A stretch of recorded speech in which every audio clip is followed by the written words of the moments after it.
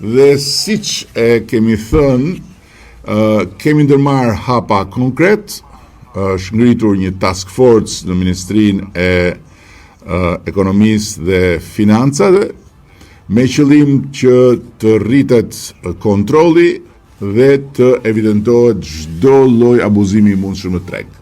Nuk janë vënë re abuzime, monitorimi vazhdon dhe duke qenë se çmimi ka pasur një tjetër kërcim,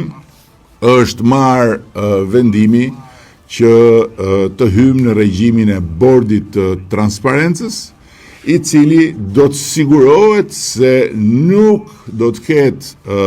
përfitues apo profiter, siç i thonë në anën tjetër të bjeshve, që do duan të shfrytëzojnë krizën për të futur më shumë para në xhep. Në të njëjtën kohë, është marrë dhe një vendim tjetër për të ndërhyrë